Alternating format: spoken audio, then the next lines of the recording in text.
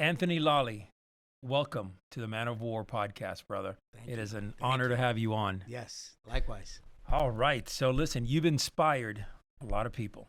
I've been looking deep into, especially that Prime documentary, the Amazon documentary, man. I was like, wow, blown away by that. So it's just been, when I look into my guests and I do research, man, I'm like, wow, this guy specifically, man, he was touching me all the way along. So I tip my hat off to you, and you have great energy. You and your wife are in here, great energy. I love it, and that's the type of people that I like to surround myself with. So thank you for coming in for a non-podcast interview in studio. More importantly, what I want to do is dive into your mindset and kind of get to know who you are. So I'm going to give you the mic. I'm going to let you introduce yourself to the people that may not know who you are. Great. Well, Anthony Lolli. I was born and raised in Brooklyn, New York. My mother was an immigrant from Ecuador, came here with $20 in her pocket, had to give $10 to get her visa stamped, then had $10 left, and lived in an abandoned building, worked in sweatshops, eventually worked her way as a home attendant and a beautician. Then met my father. My father was a World War II Navy veteran, school teacher, moonlighted teaching guitar when Elvis Presley was a big deal. He kind of made extra bucks teaching, kids how to be like Elvis and play the guitar. That was Sure. like, the Taylor Swift of that era. And he was a public school teacher and living on a very, very low salary. And then eventually it wasn't enough, so he started hustling and doing photo with the parrot, which he had a blue and gold macaw. Mm-hmm. And he would put the bird on your shoulder, take your picture, and charge you $5. And because he was a sailor, he had a sailor hat that said $5, a shirt that said photo with the parrot, and a Polaroid camera, and right there instantly. So I was his trusted helper, bringing in Damn. the extra cash into the household so that we could kind of do other things like maybe eat out and take vacations and stuff like that. Powerful. Now, you were born and raised where? Brooklyn, New York. Yeah. Wow. Originally, it was Brooklyn Heights, then Park Slope, then eventually Bay Ridge. Nice.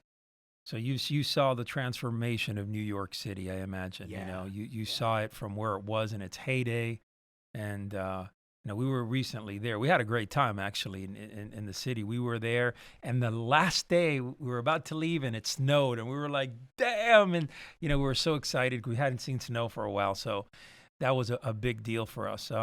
I still love the city so much. Yeah.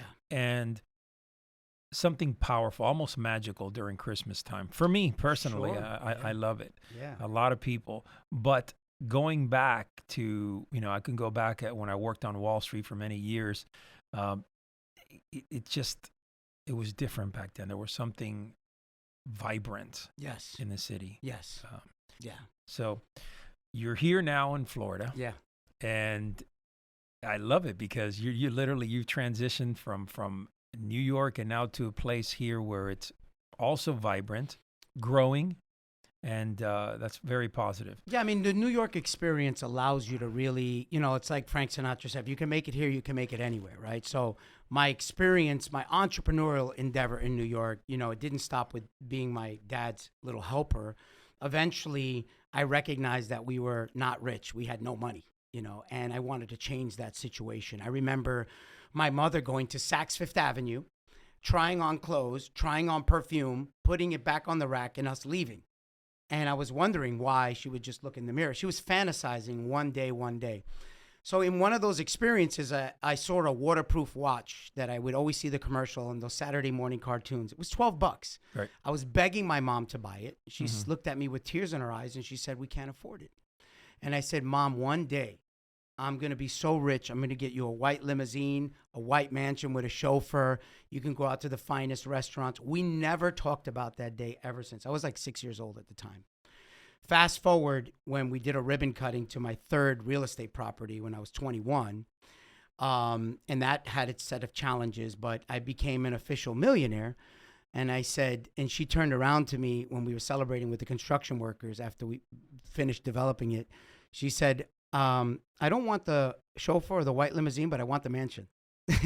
And I did get her the mansion, and I got her a white Mercedes. So all those things really kind of helped me cultivate me. Besides that, looking at my father, being a street entertainer, the Birdman, they called him, right? Photo with the parrot. He put the bird on his shoulder.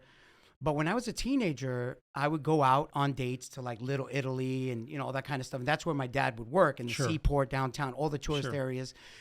And I would notice that, people would pull the bird's tail or, make fun of him because the bird was pooping on his shoulder and stuff like that. And I was saying to myself, man, I got to really do something to get my dad and my mom out of these uncomfortable situations. So you have these things where you can really do something and they make a major impact in your decision making. Fast forward, I went to Kingsborough Community College, and I had a choice to make what I wanted to do. My friend's father got his real estate license. My friend's father was a really lazy guy. He was a stay-at-home dad, but my friend was 19. So what are you staying at home for? You should be working. He got his real estate license in a week and started making a lot of money, just like, doing real estate. I was like, man, if he could do it, I could do it. So I ended up getting my real estate license, and it just took off from there. I became a very, very successful realtor. Then I opened up my own brokerage. I opened up my own real estate school, became the second largest school in New York City. Opened up my own brokerage and then turned it into a national franchise to 100 locations, built and sold that. I had a story that went internationally viral. Because I was a regular contributor on Fox, CNN, ABC, CBS. So as a business owner, you're always looking for, viral moments to take your business to the next level. Sure. I had a situation where one of my real estate agents got a tattoo for free from a tattoo parlor we rented a store to. And he had any choice of any tattoo. They were so happy about the deal we got them. He said, I want to get the company logo on my body. This company helped me become a 6-figure earner. Wow. So he videotaped it, and the news picked it up. And we were on these news segments, and like, what are you going to do now that Adam got this tattoo? I said, well, Adam's got the full max commission he can get for life. Then 100 other of my salespeople were like, I want the tattoo because I want that commission split too. I got deals in the pipeline. So it turned from 1 to like 100 people from the company, grandmothers, assistant principals of high schools that were real estate agent moonlighting with me on the side, starting getting. So that took things to the next level and kind of grew. And then I wrote a book and became a best-selling author. But it's all about really understanding situational awareness, finding that drive inside of you, tapping into that. But also, when you stay ready, you don't have to get ready. You know what I mean? And you have to understand that where the market is going. You want to understand marketing. You want to understand leadership, right? Being a good leader in business also translates being a good leader at home, right? So if you're a 3 leader, 4 and 5 and 6 employees don't want to work for you. They're going to run circles around you. So if you have a problem with your employees, it's because you have not stepped up your leadership game. So if you want to attract 9s and under, then you need to be a 10. And the same thing is at home, right? You want your wife, you want your kids, then be a leader, right? Do the things that you can control, right? Are you watching what you eat? Are you healthy? Are you living up to promises? Are you doing things? Because those are all leadership qualities, right? In business, the scorecard is money and growth. In family, the scorecard is how much you bond with your family. And so, it's really all one and the same. So there is a lot to unpack there. Yeah. Okay, good. I like that you threw it at me at 100 miles an hour. All right, so let's go back a little bit. Let me regress. When did you start in real estate? Started when I was 19. 19. Okay, so you were a young man. You took the bull by its horns and you started at it. Okay, by the time you said 20-something years old? Yep, 21, bought my first property and opened up my first brokerage. Yeah. Wow, okay. So you were moving fast. Growing. All right, do you think, let's stop right there. Nowadays, when you look at a 19-year-old, okay, or a 20-year-old, the impression that I get, if I were to paint a picture for the average 19, 20-year-old is they're playing video games. They're kind of like sedated. And I'm not saying all of them because a lot of them, my son, active in school and does things and, sports. But it's the majority of the parents that I have met throughout, say, a decade They're 18, 19, 20-year-old kids, hustling like this. Real estate, very, very rare. Okay. Yeah. Do you think that was something that was taught to you, or that type of mindset from your parents? Well, being raised in Brooklyn, New York, you listen to a lot of hip hop. A lot of the lyrics, obviously my mother being an immigrant and going through what she went through, that played an impact. And, Sure. and then obviously seeing them not living a comfortable life made an impact. And my dad also, he also taught as a public school teacher in Rikers Island. And he would teach all the prisoners how to get their GED. But then he would do a step further. He would teach them how to tie a tie, and he would give them suits. So when they came out, they could get a job, and he would teach them how to interview. And they would come to our home after they got married and had kids. They're thanking my dad, wanting to show off their car or they got a job. So I witnessed all of that stuff. So those things played a big impact in my ability to want to give back, my ability to want to lead. My dad, much like yourself, was in public service. He wasn't in law enforcement, but still in all, he was working for the city, for the Board of Education.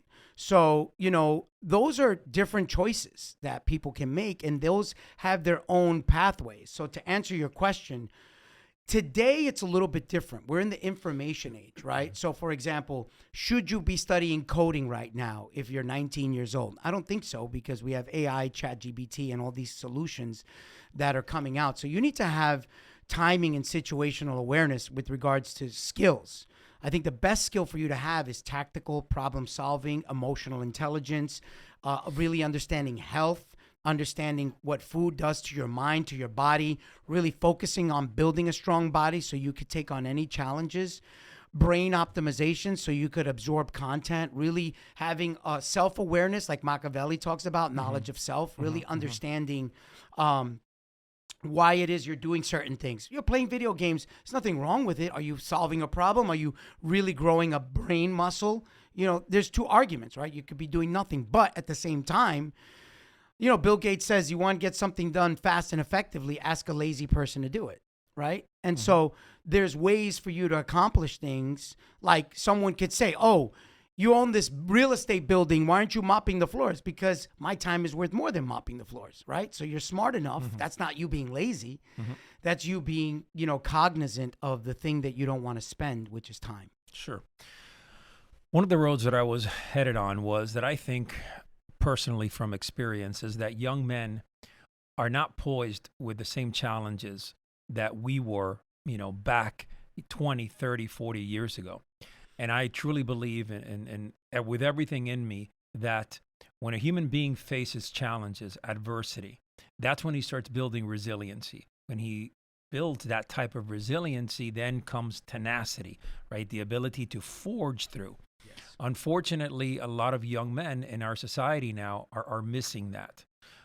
So, yeah, you're right. I mean, we live in a technology society. So sometimes it's not necessarily like maybe back in the 80s or 90s where you're sitting around and going door to door to sell, right?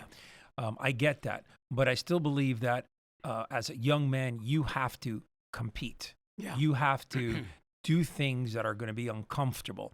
Get out of that, that little box that you live in.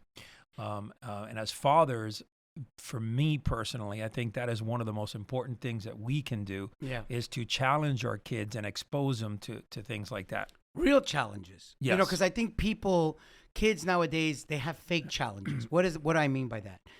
Like they're looking at social media and they're saying, oh, I wish I could have that. That's a challenge. I don't know how I'm going to be able to get that. These are fake challenges, right? Like real challenges. Like how about you start with cleaning up your room and doing the things that you're failing at right now? Sure. How about you actually do your to-do list? How about you finish reading that book? How about you actually watch documentaries and biographies, How about you actually make that sales call or close that deal or do this like model venture? Love it. You mentioned something earlier, specifically that to become a leader, you become a leader here, but then a leader in his family, right? A man who is leading the family. It takes a certain sense of confidence, right? Because what I have found, I have three boys and one girl. My girl's 12 years old, and then I have one 19, and then I have two of my boys that actually work here, and they're in their mid 20s. Okay, and as a father, boy, I mean, without a framework, without a structure, and like you said, I like the word that you used, bonding, right? It's very powerful. But I believe that if you don't have a framework and a structure at home, it just doesn't work. And then you have all these dysfunctional families that you see it every day. Now, you have two kids, right? What are their ages? 8 and 6. Love Lolli and Legend Lolli. Okay, beautiful. And they're doing great things right now. They're child actors. They're athletes. They're into combat sports. They're our couple friends. We go out to dinner. They're our best friends. Awesome. And you and your wife are doing a great job raising them and throwing them out there. You guys travel. You were mentioning you travel a lot. So these kids are going to have a tremendous experience for many years to come. So they're going to be well developed. However, I have a question. For those parents that maybe can't do or don't do what you do, what would you say, to their 8-year-old, 10-year-old kids? Martial arts for me has been a huge part of my life. So let's start from there. I think it's all about radicalization, right? They say this word a lot in war, right? Radicalize. You need to positively radicalize your kids. What kind of brainwashing are you doing on your kids? Because the world is brainwashing them every day. It's called television programming, right? They're being programmed. So the idea is, are you programming them? How many programming hours are you putting in? Control. Okay, they want to watch this. We'll make them watch this. Okay, if watching is what they're into, make them watch something like this. And also, how are you priming them to be interested, right? So my wife and I, we're really good at priming them with wanting to do things that we want to do. It's all like a psyop, to be honest with you, right? So, yes. It's like we're looking at we'll start looking at YouTube videos of like young kids doing jujitsu, and we're like, ooh, and like, what are you looking at? We're like, oh, we're just looking at some kids, and like we're acting really impressed by it, right? Yeah. And then all of a sudden, when we bring up, hey, do you want to do? Yeah, I want to do it. So it's a whole big setup. So what are you and your significant other doing to psyop your kids into ultimately doing? See, you've done it right, because most of the times kids want to run away from their parents because most of the time they've been brainwashed by the outside. Yes. Here, it's evident that your kids want to be with you, work with you, right? Yes. That's you really controlling things. Same thing is with Trump and all the great leaders of the world. You could see it. And the opposite is with other, large figures where their kids have nothing to do with them. So it's all about the free things. Those are free things you can do. Make them interested in, but are you cool? Are you somebody that they would want to look up to? Are you doing things at home privately that maybe they think you're a loser? Are they going and visiting another friend's house and they're seeing a better dad, a better mom, a cleaner house, a better smelling house? Are they looking at other kids that have a cleaner room, a cleaner experience, better food? Like, these are free things. So there is no excuse, because you can really control those things. Those are free hacks. I love that. And 100%. I believe that you can talk all day long to your kids, but especially the younger, 10, 12, 13, 14-year-olds, they're going to start watching your every move. And if you're talking out of one side of your mouth and you are not living that life, they're going to call you out on it. Yeah. And there's nothing that you can do to back it up. So those are great words. All right, so I want to dive into the Amazon documentary, because it inspired the hell out of me, and I'm like, man, wow, so for those who didn't see it, can you kind of explain it, that journey, that season of your life? This was important because, I was 315 pounds. Wow. I'm only 5'8", so I was morbidly obese.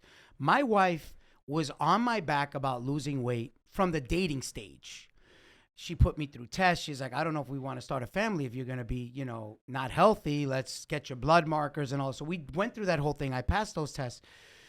Then she was on my back even more, like, what's up, what's up, what's up? So finally I shut her up and I said, I'm going to get the gastric sleeve, right? In 2015, I did that surgery, cut my stomach in half, lost 50 pounds, and then gained 70. So I stretched my stomach back out. I said to her, honey, I'm going to die fat and happy. Leave me alone. This is who I am. Yeah. And remember, I had it worse because, a multimillionaire, businesses, a bunch of yes people around me.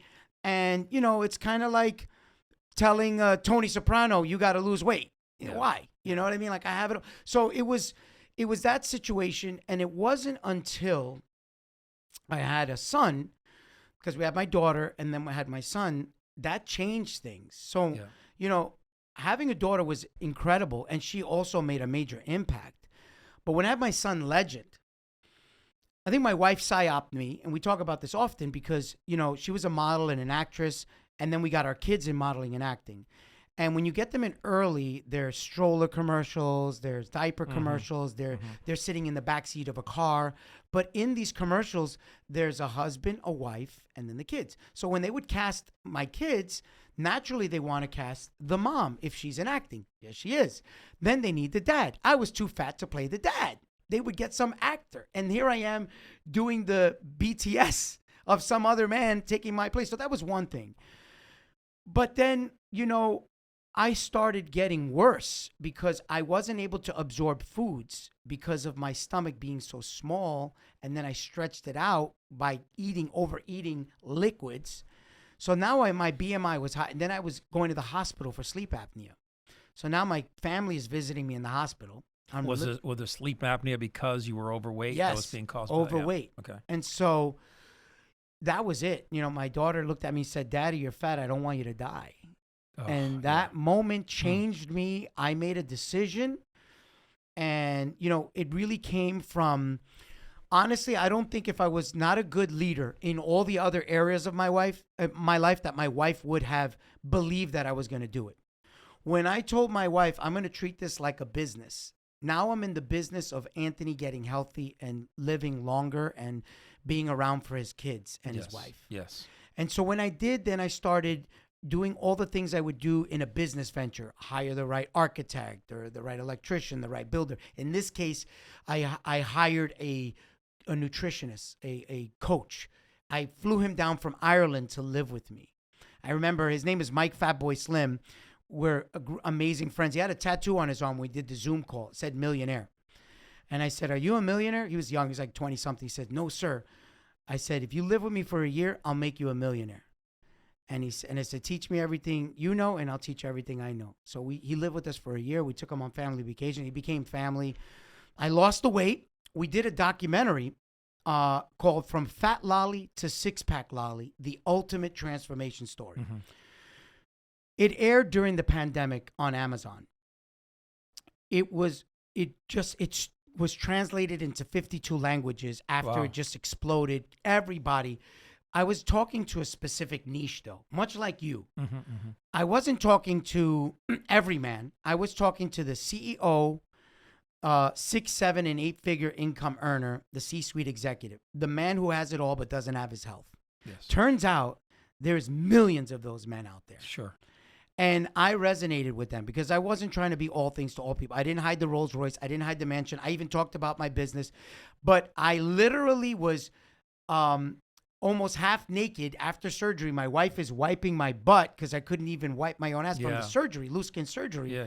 So I put it all out there and people resonated with that. But they also resonated with wives started reaching out to my wife. Like, hey, how did you get your husband? How did you do it? Right? Because it takes a village. Sure. And so it was us together that we were able to do this, plus my mother and her mother, and we assembled a team. And that only happens when you're a leader. So the documentary won a bunch of awards. It played in movie theaters and kind of put us both in the map as fitness people. And I can't tell you how many suicides this has prevented. Men have reached out to me on Instagram. Hey, because of your documentary, I decided to not die by obesity. That's powerful. So Very powerful. So when that moment hit and you said, from here on in, that's it. Yeah. I am going all in. There is nothing but, me being XYZ by the time I'm done with this. Yeah. All right. When you made that commitment, was it something that you were drawing out? You sat on an iPad, on a journal, or was just something that you just said, I got to take action now? I switched that part in my brain that I would do with any business venture. I just treated it like a cold-hearted ROI business venture. Businesses losing weight. Where are we taking all these eyeballs? How are we translating that into revenue? How are we helping other people and making an impact? Those were the mindset steps, and everything else was going to fall into place because the reward system is there. See, from now working with hundreds, if not thousands of obese people up to 500 pounds, I work with people 500-600 pounds. Wow. And the thing about it is losing weight is the only thing that it's like, okay, you come work for me, I'll pay you $100 a week. Next week you show up, I'll pay you $1,000. Next week you show up, I'll pay you $3,000 a week. The more weeks you show up, the more I'm going to pay you per week. In that analogy is start working out, it's going to be hard day 1. It's going to be easier day 2. It's going to be easier. Guess what? Your clothes are going to be looser week 3. You're going to compliments. You're on an upward trajectory. But for some reason, when you're an upward trajectory, you're like, I don't want $10,000 a week anymore. I quit. That's what people do. I don't like these compliments. Yeah. I don't like feeling good. I don't like actually winning in the gym and my clothes, feeling loose. Right. I quit. There's something, it's a psychological thing where you're actually being rewarded and recognized. Yeah. And, it's funny, even in the gym, people are like, hey, keep up, man. Keep it up. Fist pumping. Oh, wow. They're looking at you. And yet you have the nerve to quit. But a lot of it is because they need programming, a lot like the programming you do with your business, in your company. They need leadership in this area. And it's beyond just a diet and a meal plan. They need structure. They need a battle plan because when you're losing weight, it's the battle for your life. Sure. Right? You're going into war with yourself, which is the biggest enemy. That's huge. Look, so many times, and this is, and going back to the documentary, I saw in that documentary that you still were, there was some struggles, but you were still pushing through. And you were so freaking focused and hyper-focused on what you were going to accomplish that there was no letdown. A lot of men don't have that ambition, that drive. Yeah. I believe that when a man has no purpose and no goal, that sense of drive is not there. Correct. So in my book, a purpose-driven man is unstoppable. Correct. Now I go back in time and I say, in my life, when I had a purpose and it was a season in my life, man, when I was able to kind of connect my drive and purpose together, I was able to overcome pretty much anything. Yes.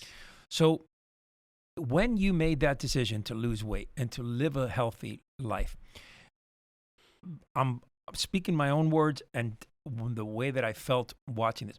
You weren't just doing it for you. You were doing it for your kids and your family. Yes, correct. Like that was like the core. I gave up on me. No, let's not forget, when we were together before we had kids, I didn't do it. Then I took the cheat code, and then I failed at that. And then I told her I said I'm going to commit suicide by food. That, I'm going to die by obesity. I said I'm going to die fat and happy with a cheeseburger and mac and cheese in my mouth. Right. I mean, that was really it. And so the purpose of my family and doing it for them and being an example and being exemplary, Yes. My mother, who's Ecuadorian and went through everything, went through hell to make a life for herself and then eventually have me. She looked at me and she said, Anthony, have you ever visited me in the hospital? I said, no. Have you ever seen me sick? I said, no. Have you ever felt like I was going to die? I said, no. So why are you doing that to your kids? Wow. Powerful. You know what I mean? And it was unfair. Your selfishness as a man is ruining your family. Mm-hmm. They got to visit you in the hospital. They got to take care of you. What? They got to carry that burden? Yeah. What is that? Yeah. You know what I mean? You had kids? Like, you're going to suck even at having kids? You're going to ruin their life? Yeah. It's not fair. So, what are the first steps that you took? The first step I took was getting the right help. That was it.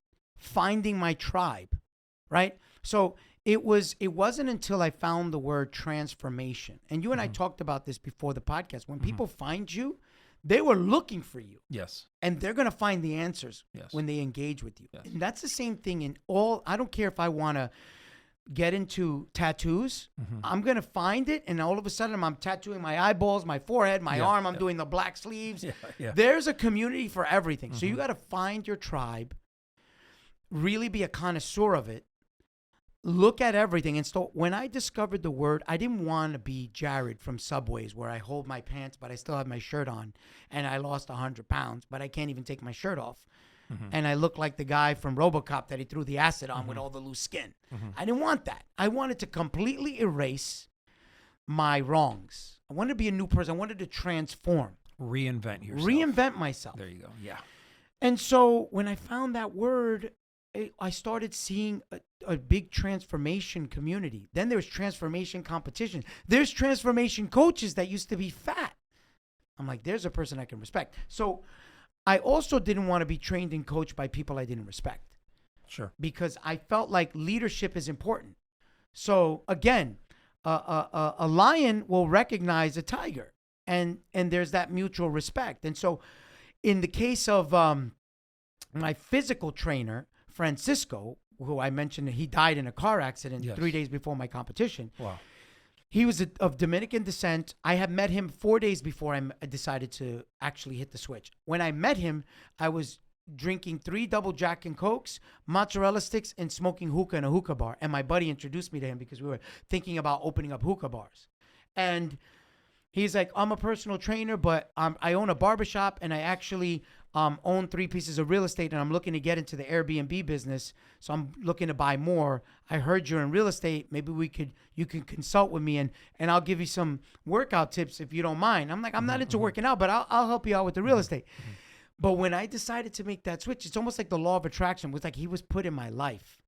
I met him, boom. But then I realized he was limited. He was a good trainer, but he wasn't a good nutritionist. He didn't know. And I already knew that this whole, going to the health food store and eating a wrap was not going to work. That's when I found Mike, the nutritionist coach. So I built that team, and I recognized he was the greatest in his world. So I respected him automatically from losing weight, from winning competitions, but also being respected and having a good resume. Yeah. So I brought him in the stable. I flew him down. I made that financial commitment, time commitment, mind commitment. Yes. I had to sit down with the family. So a total stranger from Ireland who we've never met before is going to live with us, and that's that. Wow. And he's going to, you know what I mean? So this was a big deal, right? We're very private, even though we're public figures, we're private in the house. So I'm bringing this guy who's in his 20s. This guy's jacked. So I'm bringing like this muscle-bound guy to come and essentially see me at my weakest point in my life. Yeah, that's tough. Yeah. Right? So, nutrition. Yeah. Let's talk about that for a moment. There's so many different fads. So many, diet here, diet there. Every week there's a freaking different diet. To simplify it, what was your go-to? In other words, what was your staple of how you ate? Did you fast? There were the times where you were fasting, eating meat, sugar, high protein, low carbs. We were doing all of it. There's no one style. The idea is to trick the body constantly. So being on one particular diet for too long, your body's going to get smart. And so honestly, when you hire a coach, much like when someone engages with you, if you follow the plan, you're not going to fail. And so I looked at it like, I've never been in the military, but I have a lot of family in the military, right? Or any type of armed forces. But when you're going in, you follow the battle plan. This is it. Yes. And, all I know is that was my mission for the day, for the week, for the month. So I ate what I was told. And that's that, because it was working. I trained how I was told, because who the hell am I? I'm the same guy who was failing. I fired that coach. Coach Lolli got fired. Yeah. And I had to humble myself down, bring down the ego, be a professional student, shut up and listen and take direction. for the first time.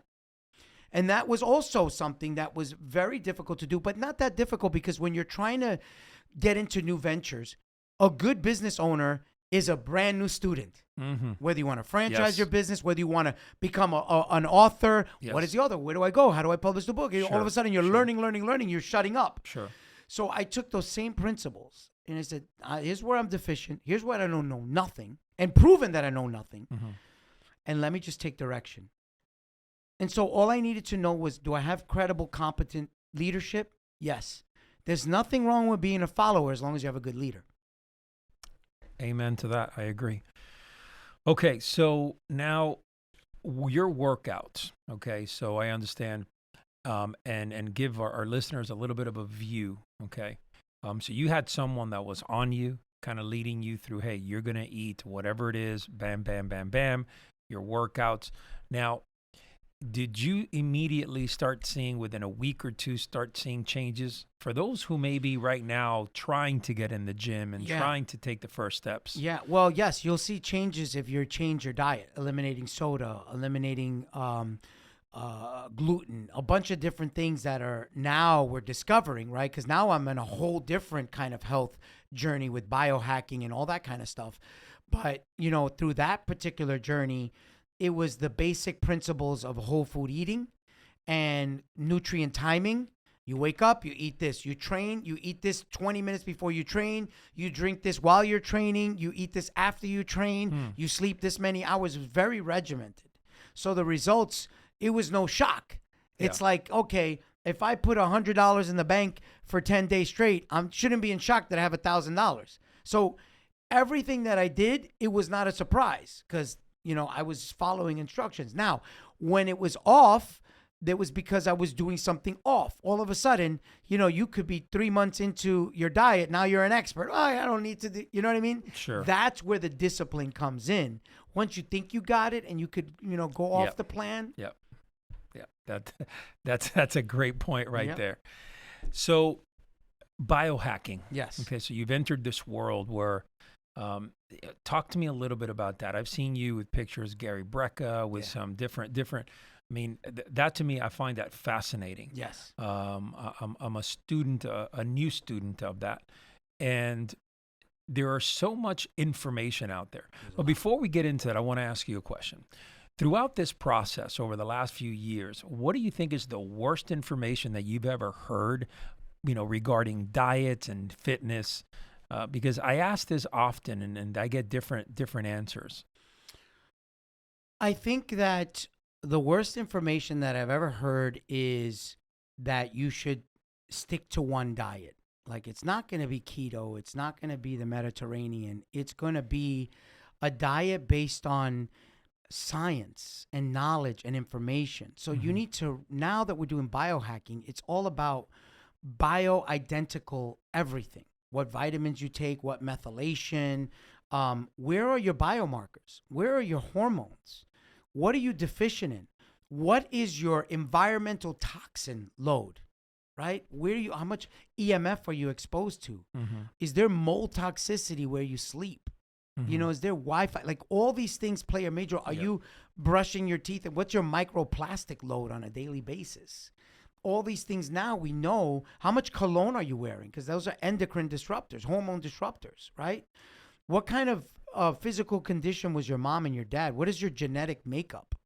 Do you have a gene mutation, as Gary talks about MTHFR? My wife brought me into this whole world because she was the original biohacker of the family. We joke around because it's Make America Healthy Again, MAHA, but she was MAHA because it was Make Anthony Healthy Again, right? So the only reason why we got into biohacking is because when I did the Fat Lolli thing, I got in shape. Now my wife was the one out of shape. She wasn't morbidly obese, but she was, 10, 20 pounds overweight. For a woman, that's a lot of big, flabby body. She had the mom bod. So I took her under my wing, under leadership, trained her. Together we competed 32 times. Wow. So a mother of two, flabby body, diastasis recti, had a bunch of different other autoimmune conditions. We competed 32 times. She became a 2-time bikini world pro. We turned it into a 6-episode Amazon docuseries called The Super Lollies. That thing won like 30 awards. That bonded us even closer. Wow. Because we were able to train together, diet together, suffer through extreme dieting before competitions together. Wow. And then compete on stage and win together. Amazing. And so that was amazing. But then we realized maybe this is not the most healthy thing in the world. Now, she did things naturally. I did things naturally until I had to compete and win my pro card. There's no way you can compete as a 40-year-old person and not get on any type of testosterone replacement or TRT or regimen. So I ended up upping the ante there. I didn't have any issues because I had great guidance on that. But my wife, doing everything naturally, not even creatine, she disrupted her entire hormones. And so then we ended up doing several other documentaries, one about loose skin surgery, and then we did this bodybuilding one called The Guru. Mm-hmm. And we interviewed 32 of the most famous bodybuilders, including the owner of the Mr. Olympia and NPC and all the big superstars of bodybuilding before and now. And they were all biohacking to recover from the damage of bodybuilding. So, wow. But we thought we were out of the weeds with me because I lost weight.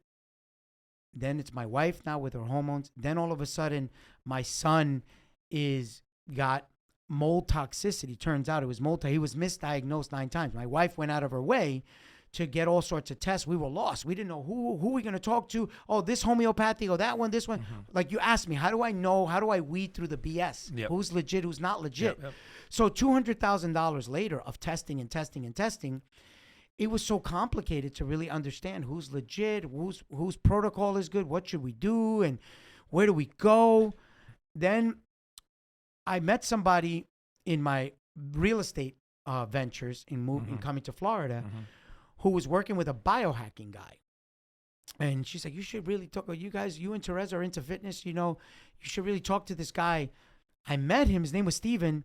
And he started talking to me about, DNA and this and that. And I said, listen, this language is not my language. I'm not the health advocate of the family. Right. My wife is. You should meet my wife. She flew down, met him. And she's like, honey, I think we're going to really, really learn a lot. And I think the world will benefit. I think we should do a documentary. And all these practitioners, they're really good at what they do, but they don't have the eyeballs and visibility we do. I bet we would benefit them and they would help us along the way. Sure. So why don't we just give them the shine they deserve, give them our platform to be seen, heard, and trusted. And I like this guy, Steven. He's a really good, he knows everybody, and he's only allowing me to see the good people. And I'm meeting them and they're great. Why don't we film it? So we started filming it. It was a 1-part documentary originally with Dave Asprey, Dr. David Minkoff, a couple of major players deep in the longevity and science world. Then it turned into 5 parts. Robert F. Kennedy Jr. joined, a bunch of other 114 people, big names and unknowns. And that exploded into a 5-part docuseries titled Biohack Yourself. We started engaging on social media day one of filming, kind of like how we have BTS and you're posting, hey, sure. But we did that every day leading up to the documentary's release. And the entire cast had, combined like 60 million followers. So we used the power of social media collaborations to take shorts and reels that you normally see from a podcast. We took shorts and reels from our interviews as teaser trailers to the documentary. Oh, that's great. And then now all of a sudden, millions and millions of people were coming to our social channels. So we built a website to kind of have articles about, and so we built a whole infrastructure. And then while doing all that, towards the tail end, we eradicated all of our issues. Our wife had a golf ball-sized lymph node. My daughter had a golf ball-sized lymph node on her neck. Looked like a golf ball. Gone. My wife, all of her ailments, gone. I start optimizing. I thought I was at peak condition. I start working with all these practitioners intimately, one-on-one. We're like good friends with all of them. We have play dates. We go to dinners. We go on vacations together. Then I meet this guy named Dr. Daniel Amen, a world-renowned, brain doctor. He has 11 clinics, Amen Clinics. Mm-hmm. He does a brain scan on me and my wife. Turns out we have a lot of similar things. We do a lot of things together. It's kind of eerie, like a lot of movements. It's almost like when you bond. And we start brain optimizing. And it's literally like the movie Limitless. Your processing speed, your ability to assimilate, put things together, compute things, it really exponentially grew our mindset. And so fast forward, we had a massive premiere at the biggest longevity conference. We were invited by them. To attend that conference, you have to be a doctor. To exhibit at that conference, it's called the American Academy of Anti-Aging, A4M. To exhibit there, it's tens of thousands of dollars. To speak there, you either have to pay or be invited to speak. You have to be a big name. They thought so much of how we casted Biohack Yourself that they said, guys, we want you to have your movie red carpet celebration party here at our event. Oh, damn, nice. It was like, and then we start getting world-renowned professors calling us, hey, can I write for your platform? I want to write articles. I like your audience. Then we're like, man, we're like the news. We should start really reporting on longevity news. So it turned into like this news thing. But then we thought we nicked it all. We thought we resolved everything. Mm-hmm. Then my wife, we meet this one practitioner who's not even a doctor, by the way. And the industry loves to like crap on non-accredited people like Dave and Gary. Mm-hmm. But those are the guys that actually have the time to go and learn new stuff. Because these doctors, they're so stuck trying to, first of all, pay their debt, their student loans and overhead. They don't have time to learn new stuff. Yeah. And also they're restricted to learn new stuff, right? Yeah, these guys actually move the needle. They move the needle. Yeah, yeah. And they get to experiment. And so anyway, we meet this guy. His name is David, and he does this kind of sound frequency thing where it's like headphones like this. Mm-hmm. And he told Therese, I thought I told you to remove all your metals. She said, I did. He goes, do you have an IUD? She says, yeah. Why have you not gotten rid of it? You did this documentary. You interviewed over 100 people. Why haven't you got it? Well, I don't know. I mean, I get rid of it. It's probably mold, whatever. Wow. Got rid of it. I see a different version of her. Like her brain lights up. Not that anything was wrong before. See, a lot of this is you don't know what you don't know. So we thought we were in peak performance condition. So that let us know maybe we should do a deeper dive into women's health, right? Because now you have MAHA, Make America Healthy Again. You have the moms of MAHA moms, my wife, my daughter. I'm like, I think we should. So she's like, I want to do a female documentary. I want to direct it. I want to cast it. You know, we took on a very, very famous person in the industry. Her name is JJ Virgin. She helped us cast, as well as several other casting directors. Turns out we casted 75 of the most prominent female health practitioners that understand pre, post, perimenopause, understand motherhood, understand mold, Lyme disease, all the different things, hormone replacement therapy for women, thyroid. So we cover all that stuff from a woman's perspective. But I'm in the film because as a good man, as a supportive husband, you need to know how to take care of your women, right? And protect your women. And protection doesn't mean, being armed and worrying about another guy. Protect them from the ability to hurt themselves with food, or at least provide the resources. In my case, my wife is the health advocate. But I need to be able to provide the runway for her able to fly. And so that's what a real man and a real leader does, is say, look, honey, you do what you got to do. I'm going to do what I got to do to support you. Yes, 100% with you on that. So there's so much that I want to ask you. So can you explain for our listeners, what is biohacking? Biohacking is what's happening to us already. Our body's already hacked. The environmental toxins, the glyphosate, the Wi-Fi, all the things that you see people talking about, it's all true. It's all damaging your body. The microwave, the plastic, the Tupperware, the EMF, all those things are already hurting your body. So what biohacking is understanding your body and figuring out ways to get your body back into what it should normally be.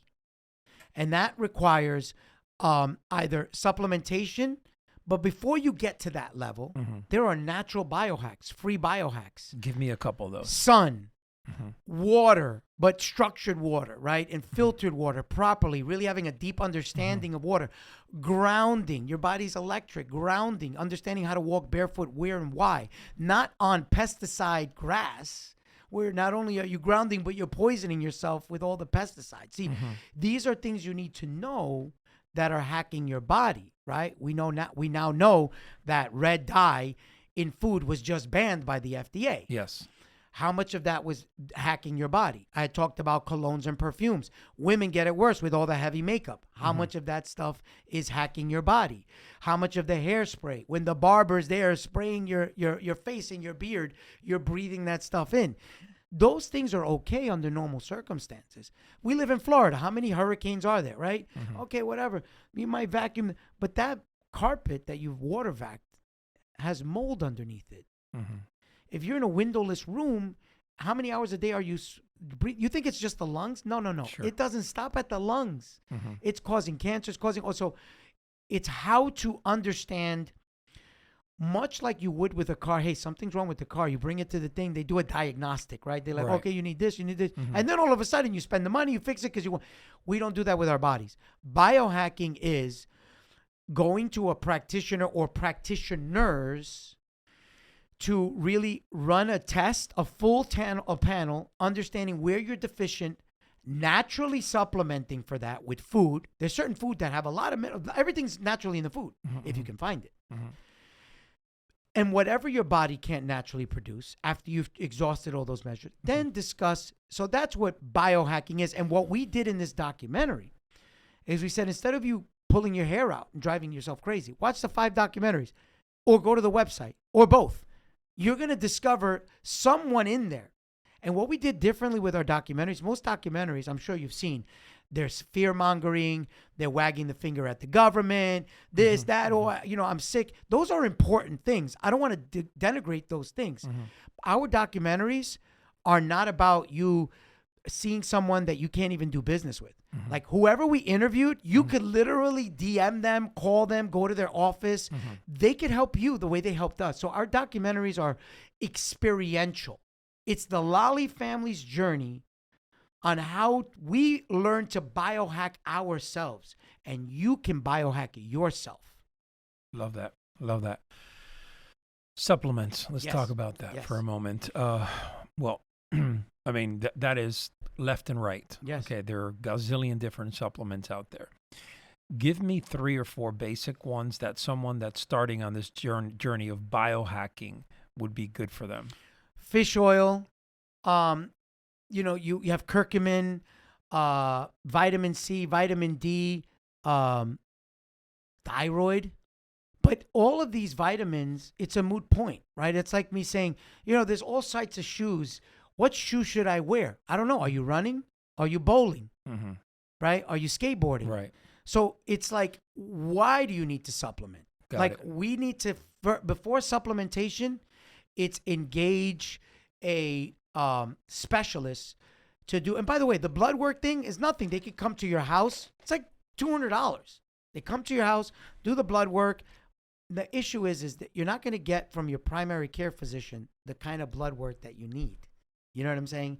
It's just like you're not going to get a state-of-the-art car at a car rental place. You need to you want a custom. Right. That's the same thing. So for those that are starting the journey, the best thing is to get with an expert. Yep. Okay. Do a blood panel. Yep. Okay. And then from there, figure out, what you don't have to figure out anything. From there, listen and take instructions. That's it. It's the same thing like you, right? If I need male leadership, I am not informed enough to just meet you one time and say, oh, then tell me what to do. You got to tell me what to do for a little while before I got it. So there is no level of expertise that you will ever have until you actually get yourself committed to wanting to understand your body. I don't want you to understand the vitamins and this. I want you to understand what you need, not what your sister needs, your cousin, your twin brother, you specifically, and why. And then also, you need to retest. So it's testing to see where you're at, taking instructions, eating the right foods, following and then testing again and seeing what else is missing, then filling in those gaps and then testing again. And then if you cannot get there, then really taking things up a notch with peptides and things that are now modern that you can then get to where you need to get, which is, and then once you get to your baseline, a lot of people are not even near their baseline. That's the issue. And then you're like, oh, because once you get to your baseline, you're like, you're looking at the world differently. Now you're making more money, you're making better decisions, you're doing this, you're doing, everything is already enhancing. So once you're like this, then you're like, hey, how do I take things? How do I be like that? Now I know why that guy's a millionaire or a billionaire. This guy's been biohacking. And you're like, now I'm ready. Right. My mind is clear. My antennas are open. How do I get to the next level? Now that's fun. That's when you can go and maybe graduate to another practitioner. See, it's like what I did in my journey. My physical trainer, besides my nutritionist, he was not qualified to train me to win competitions. He trained me to lose weight. In order for me to win competitions, I need a different coach that already worked with professional pro bodybuilders. That's a different training regimen, different training style. Got it. And so you got to learn to graduate to the next level and understand when your practitioner is a 5 and you're a 7 now. Got it. Yeah, it makes sense. It makes sense. You're progressing. The more time you spend doing it, the more you become comfortable with it and understand it. Yeah. And yeah, it makes it total. I've already outgrown a lot of the practitioners that I've met with because now I'm so knowledgeable. So you're a filmmaker, obviously. Okay. Is that a passion of yours that you enjoy it? Or You know, it didn't dawn on me until we were celebrating in the Fat Lolli documentary. My brother looked at me because I have an older brother, he's 65, my half brother from my mother's side. He's full Ecuadorian. And he goes, do you remember, Anthony, when you used to film things and when you were a kid? I was like, I completely forgot. You said you always wanted to be a director, and now you did it. It's funny. You never think about it this way. But one of the greatest things is that I love working with my wife and the kids, and that really allows me to feel like I'm not missing anything. You know what I mean? Be able to work with them. It's because normally you get so fixated on growth and you get into passion projects and then you forget about what life's all about. It's really about spending time, quality time with your family. Without a doubt.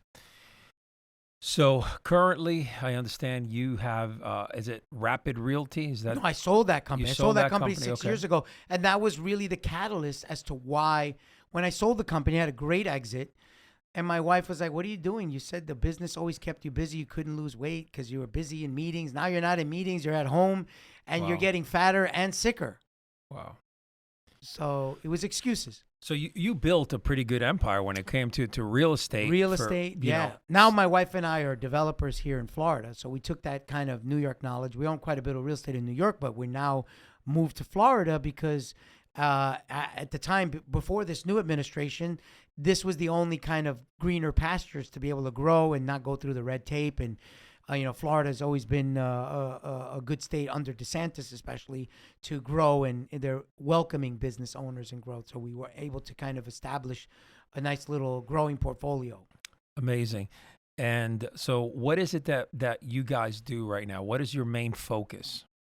At the moment, we are basically the voice for the longevity community. We have an omni-media approach to getting the word out there. See, we were very fortunate when we did Shield, that was the female documentary my wife directed.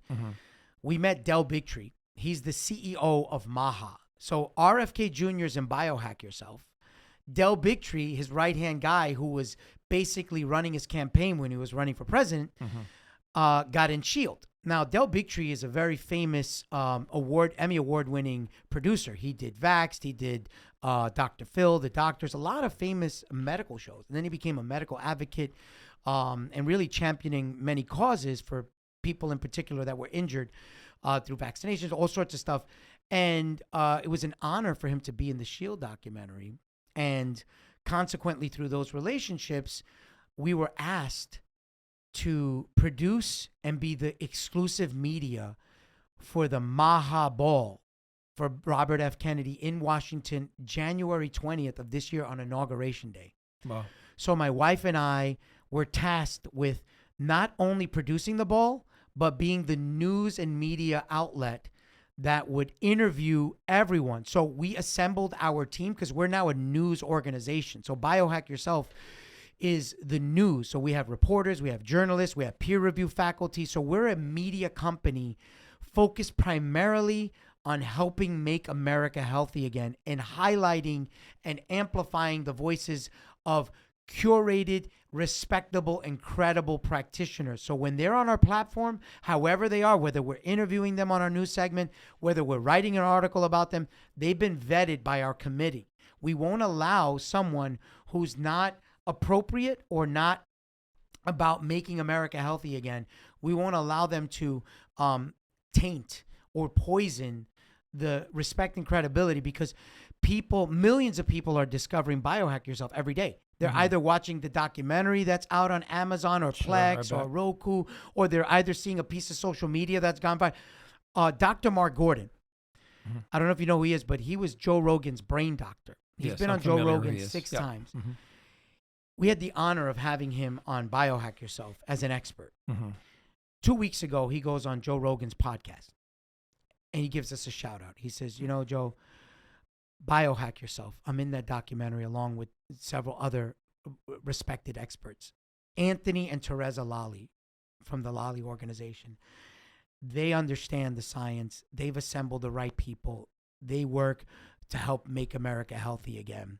And it's that same way. Every one of the people have been championing what we've been doing, and the timing, I got to tell you, the timing couldn't have been perfect because of where we're going in now. So we feel really confident. So it's a long-winded answer to say we're a news and media company focused on health, making America healthy again. All right, so I'm going to ask you a few more questions, Yes. okay? And I really appreciate your time, but you know, my head's going to. Okay, what was your biggest obstacle during your transformation process?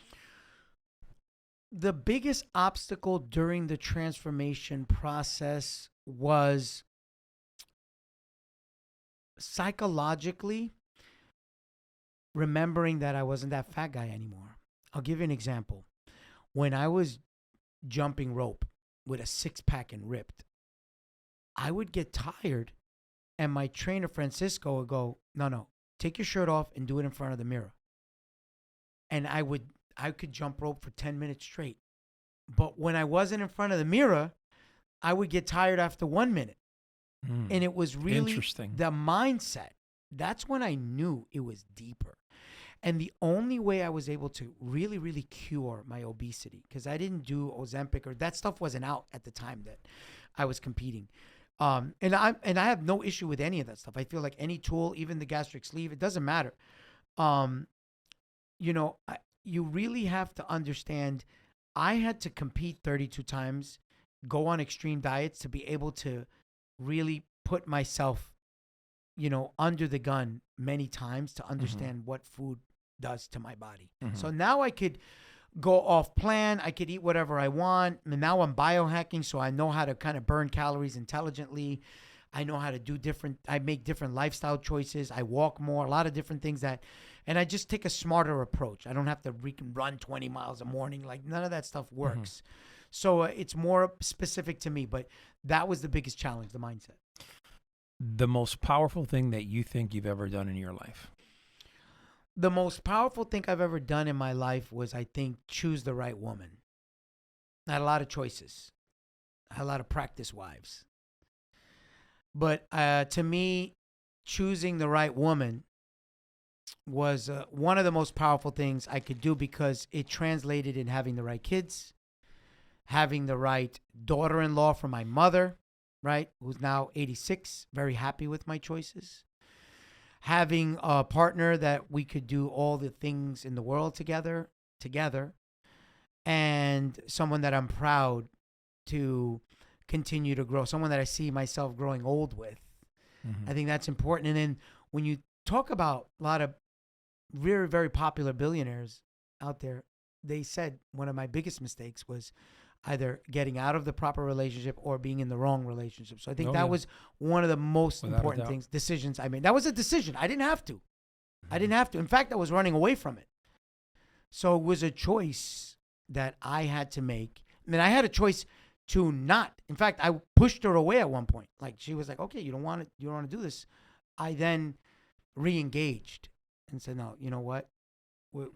I want to do this." She's like, "We're gonna do this.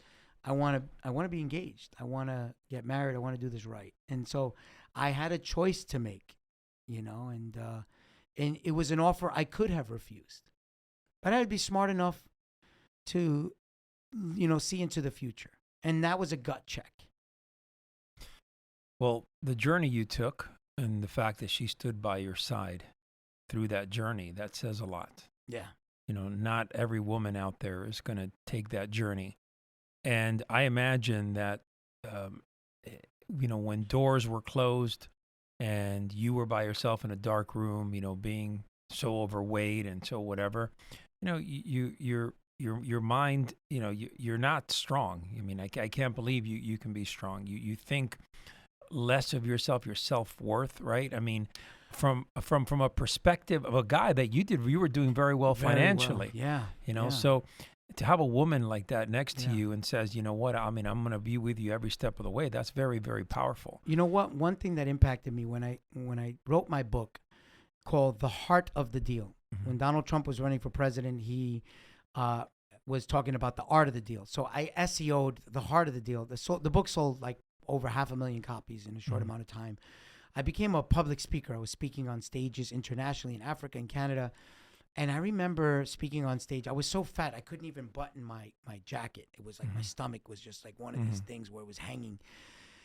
I get all, and I'm talking about real estate. I'm talking about success. I'm talking about, growing, franchising. I step off stage and this woman comes up to me and she's like, "Hi, I'm Dr. So-and-so.